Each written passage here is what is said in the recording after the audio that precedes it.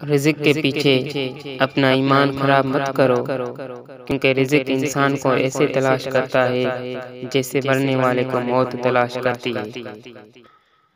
لوگوں کو اسی طرح سے معاف کر دو جیسے تم خدا سے امید رکھتے ہو کہ وہ تمہیں معاف کر دے گا۔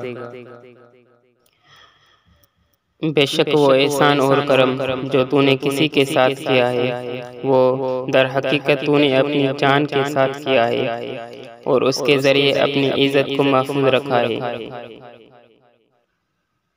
اپنا سر اونچا رکھو اس لیے کہ تم کسی سے نہیں ڈرتے، لیکن اپنی نگاہیں نیچی رکھو تاکہ پتہ چلے کہ تم ایک باعزت گھرانے سے تعلق رکھتے ہو۔ اے لوگوں، اگر میری زندگی میں دکھ نہ ہوتے تو میں اپنے رب کے ساتھ دعا کا رشتہ کیسے نبھاتا؟ یہ ضرور یاد رکھنا، زبان کا لگایا ہوا زخم نیزے سے لگائے ہوئے زخم سے گہرا ہوتا ہے۔ علی کا عشق مقدر سنوار دیتا ہے، علی کا بغض تو چہرہ بگاڑ دیتا ہے۔ علی کے ذکر کو تو ادنا نہ سمجھ اے منکر، علی تو وہ ہے جو ایک ہاتھ سے خیبر اکھاڑ دیتا ہے۔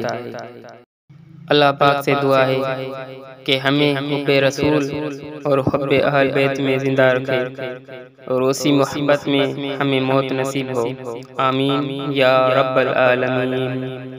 ایسے اچھے فرمان مبارک سننے کے لیے ہمارے چینل کو سبسکرائب کر دیں اور ساتھ میں لگے بیل آئیکن کو پریس ضرور کر دیں تاکہ جیسے ہی نیو ویڈیو آئے آپ تک وہ پہنچ سکے۔ اور اگر ہماری ویڈیو آپ کو پسند آئی ہے تو اس کو لائک کر دیں اور ساتھ میں اچھا سا کمنٹ کر دیں۔